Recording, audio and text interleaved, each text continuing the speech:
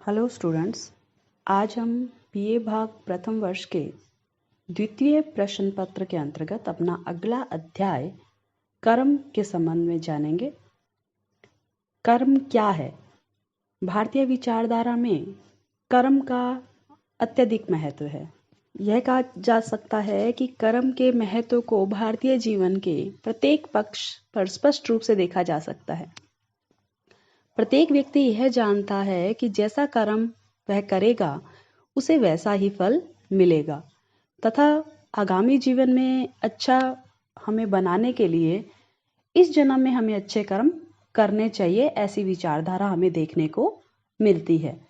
पूर्व जन्म में जिस प्रकार के कर्म किए हैं उसका फल हम इस जीवन में भोग रहे हैं, इन विचारधाराओं को भी देखने को मिलता है।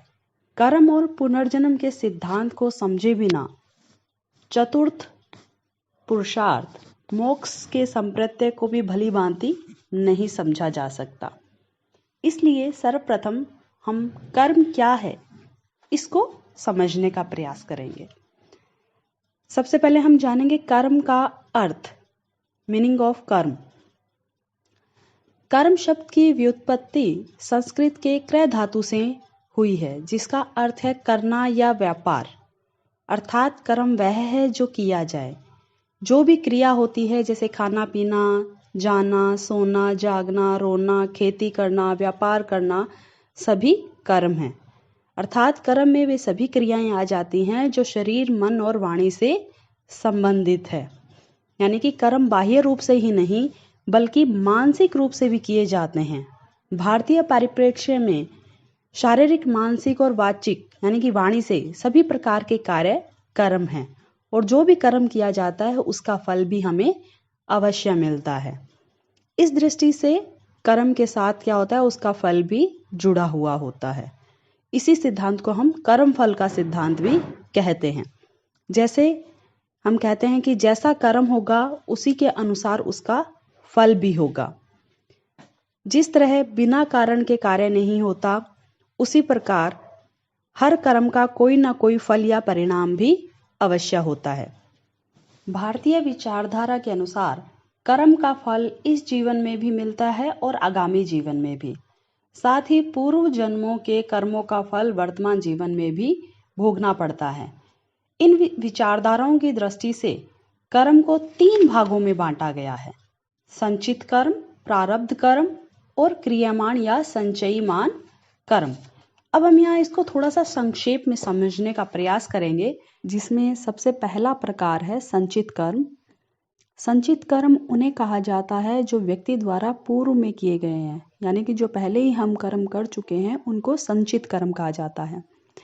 इसी प्रकार इनमें से जितने कर्मों का फल व्यक्ति को इस जीवन में भोगने को मिल रहा है वे प्रारब्ध है और क्रियामान या संचयीमान कर्म वे है जो इस जीवन में व्यक्ति द्वारा किए जा रहे हैं। इस प्रकार आगामी जीवन में व्यक्ति को जो कर्म फल प्राप्त होगा वह संचय या क्रियामान का परिणाम होगा। यानी कि इस जीवन में जो हम कर्म कर रहे हैं वो संचय कर रहे हैं और आगे आने वाले जन्म में उसका हमें फल प्राप्त होगा। कर्म का यह सिद्धांत इस तथ्य की ओर इंगित करता है कि कर्म न केवल वर्तमान जीवन से संबंधित है बल्कि इसका संबंध व्यक्ति के भूतकाल और भविष्य के जीवन से भी होता है और पुनर्जन्म और कर्म दोनों आपस में संबंधित होते हैं। भगवत गीता में कर्म के 5 तत्व बताए गए हैं: कर्ता, कार्य का स्थान, साधन, प्रयत्न और भाग्य। साथ ही मनसा वाचा कायिक अर्थात मन, वाणी और शरीर से की गई सभी प्रकार की क्रियाएं कर्म कही गई हैं। अर्थात व्यक्ति के सभी प्रकार के विचार व संकल्प जो उसके मन में हैं, वह जो दूसरों से कुछ कहता है, वार्तालाप करता है, बातचीत करता है और व्यवहार में जो कुछ प्रकट करता है, वो सभी कर्म के अंतर्गत आते हैं। कर्म के संबंध में अनेक विचारधाराएं हैं जिनको जानना आवश्यक है। यानी कि कर्म और पुनर्जन्म के संबंध में बहुत सारे तथ्य उपलब्ध हैं। कर्म और पुनर्जन्म को आपस में संबंधित किया गया है। हिंदू जीवन में कर्म और पुनर्जन्म का महत्व बहुत अधिक बताया गया है। लगभग सभी प्राचीन ग्रंथ कर्म का प्रभाव जन्म जन्मांतर से संबंधित मानते हैं। कोई भी व्यक्ति कर्म फल के प्रभाव से बच नहीं सकता, ऐसा सभी दर्शन धार्मिक ग्रंथों का मानना है। कर्म और पुनर्जन्म से संबंधित तथ्यों को यहाँ हम समझने का प्रयास करेंगे कर्म और पुनर्जन्म के सिद्धांत के रूप में, जिसके अंतर्गत हम बात करेंगे कि वेदों में सब क्या कहा गया है। सर्वप्रथम वेदों में कर्म का सिद्धांत मिलता है। वेदों में आत्मा को अमर, शरीर को नाशवान बताया गया है।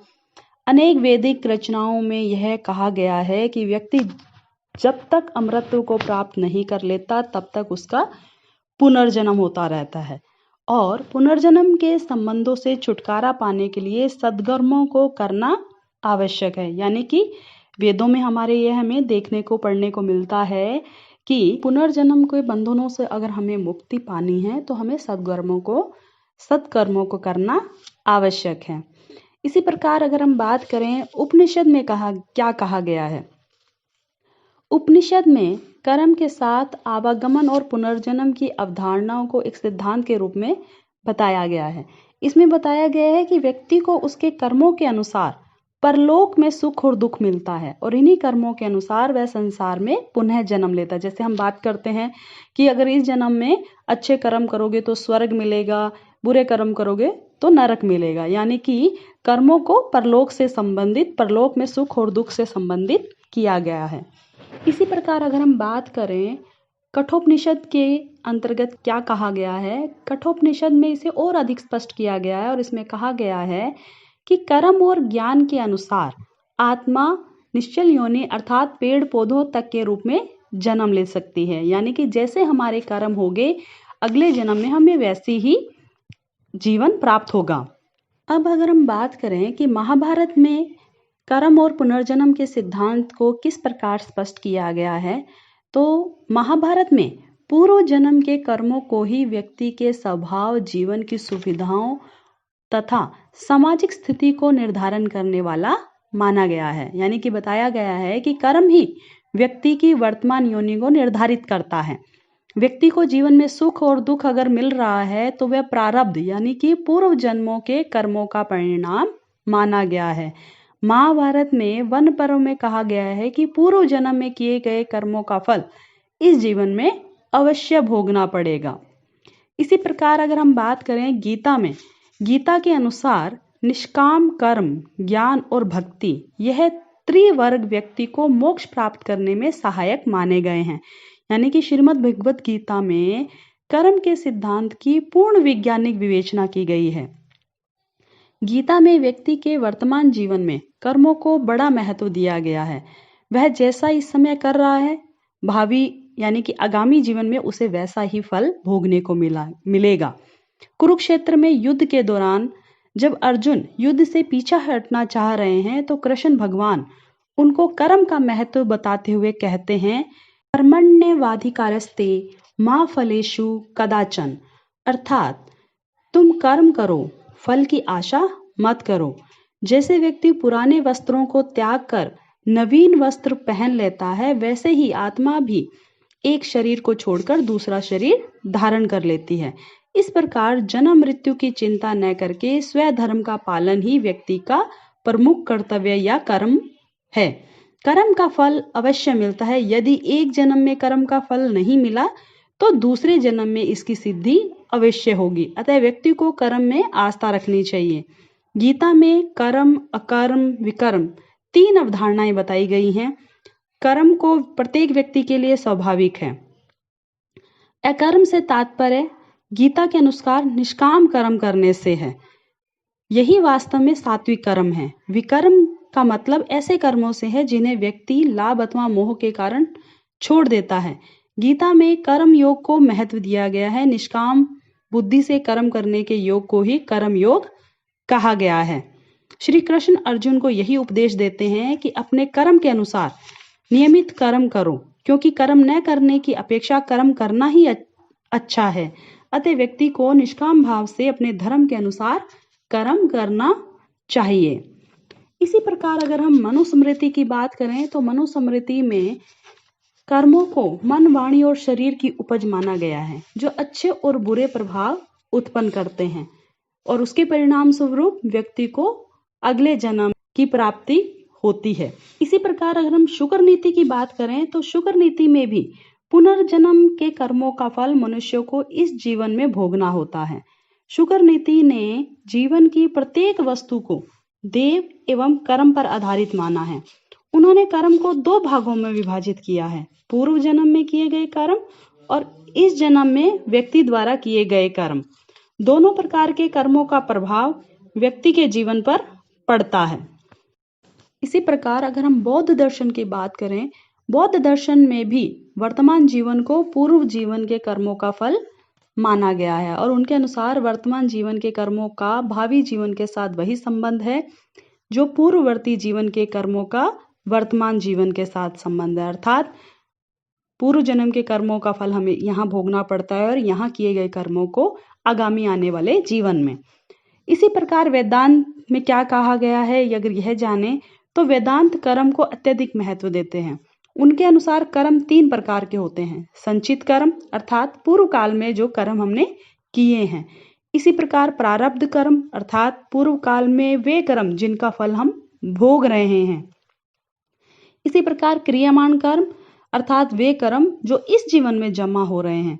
संचित कर्म का क्षय और क्रियामान कर्म का निवारण होकर व्यक्ति पुनर्जन्म के बंधन से छुटकारा पा लेता है, किंतु प्रारब्ध कर्म का निवारण नहीं हो सकता है क्योंकि यह शरीर प्रारब्ध कर्मों का ही फल है और जब प्रारब्ध कर्म की समाप्ति हो जाती है तो शरीर भी समाप्त हो जाता है। तो स्टूडेंट, इस प्रकार कर्म और पुनर्जन्म सिद्धांत के अंतर्गत हमने कर्म का अर्थ, उसके प्रकार और सभी धार्मिक और दर्शन ग्रंथों में कर्म और पुनर्जन्म के सिद्धांतों को किस प्रकार स्पष्ट किया गया है इसके बारे में हमने जाना। आज की क्लास में हम यहीं तक पढ़ेंगे। कल की क्लास में हम कर्म के सिद्धांत की व्याख्या और कर्म के सिद्धांत का महत्व आदि के बारे में जानेंगे।